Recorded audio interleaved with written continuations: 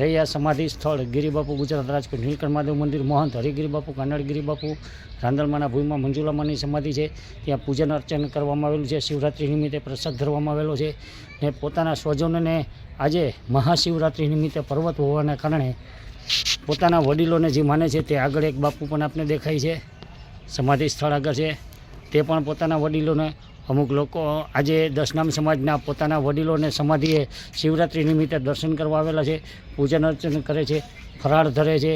તો રાજુ બાપુ પણ અહીં આજ પોતાના માતા પિતાની સમાધિએ દર્શન કરીને પૂજાપાઠ કરી રહ્યા છે।